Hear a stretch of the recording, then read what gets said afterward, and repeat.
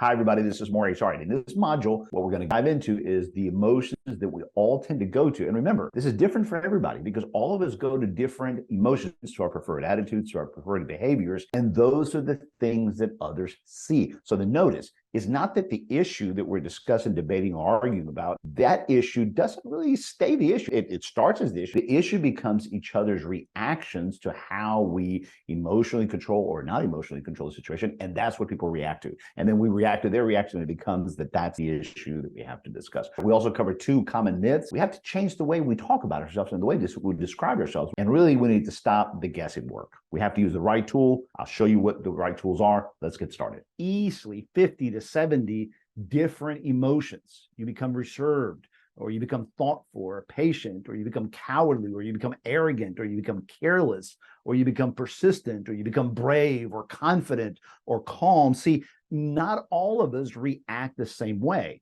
So in emotional intelligence, in order to get good at this, it has to become tailored to you. We can talk in theory and we can talk in concept, but at the end of the day, and we're going to talk about this more in the next few minutes, it has to really come down to which ones are the emotions that you show. Whenever things are disagreeable, or you disagree with others, or others disagree, which ones are the things that you manifest that folks are seeing? We think we're responding in a certain way is not necessarily how we are actually manifesting and how we're being perceived by others that we're responding. I think I respond sort of well to those questions or some of those issues or to those moments where I don't agree, but others around me regularly tell me that it's otherwise. Okay, Maurice, you're kind of edgy. Okay, Maurice, you're kind of sarcastic. All right, you got to stop your sarcasm, or you get silent real fast. I can tell when you're not agreeing because you go silent really fast. Your facial expressions are good,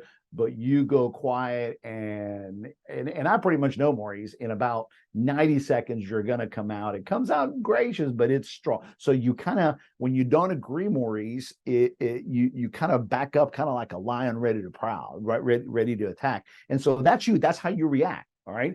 And yeah, man, you're pretty rough whenever you don't agree, you know. So I've had people tell me that a lot in my life, in my career. And for many years, I was just denying it. No, that's not me. No, I don't behave that way. You see, there it is. Okay. Either everyone around me is wrong about me, or I'm just not self-aware of how I'm coming across. Okay. Now, in order to tackle this, we have to tackle some myths, all right? In order to get ahead of this, we have to tackle two myths that are very popular. Let me show them to you. First myth is this. We tell ourselves, stop thinking about what people think of you. And you see this on the internet all the time. I mean, Facebook, Instagram, it's riddled with it, okay? Of memes, of telling folks, don't worry about what people think of you. Well, that's not true. The reality is we do have to stop worrying about what most people think about us, but not everybody. There are key people in our lives whose opinions matter, and we need to be coachable to that, and we need to be mindful of that. What that group is, we'll cover that in a few minutes, all right?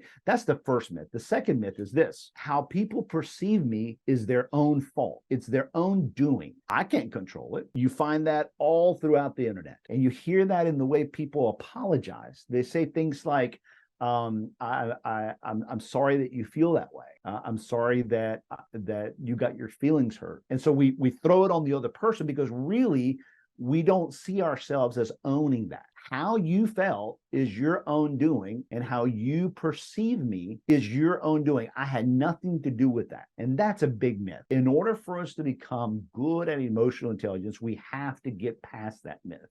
We have to own our perception. Here's what that means, is that I'm responsible for how I view myself and how I think I'm acting, but I'm also responsible of how I may be incorrect about that. I may not have the right perspective on that. See, every day we manifest our strengths and we manifest weaknesses. We bring good things to the table. We bring negative things to the table. We have mood swings. We go through the day showing positives and negatives. We do that a lot throughout the day. And so we bring what's called good mood behaviors and good mood emotions. And then we also bring in bad mood emotions and bad mood behaviors, okay? But all of us see ourselves mostly by our good mood, by how we view ourselves in a positive light. And we only really recognize that we showed a bad mood or a bad emotion because somebody else did something that caused that. But that's not really me, okay? That's not really me. I'm positive, but I tend to go this because I'm put in bad situations. So we tend to have a defensive view to how we manifest it. We're not denying that we manifest it, but we have a reason for it. And we have, well, that person made me mad, or well, I just got jealous, or I don't know what came over me. So we say a lot of things to kind of disconnect the responsibility that we bring to the negative things that we show, the negative emotions that we show. So we say things like this: I'm a good-natured person and a positive person, but yes, when I get upset, I tend to be edgy. See, that's not being self-aware. That's saying that you're positive and that you describe yourself as positive, but that you're really negative.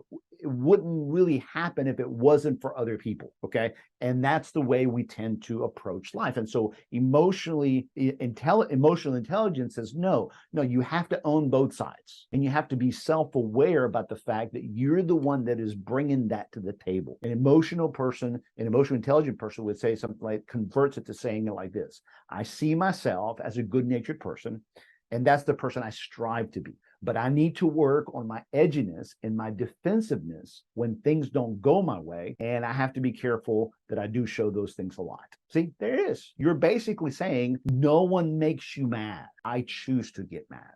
No one got me defensive. I chose to be defensive. No one got me in a bad mood. I chose to be in a bad mood.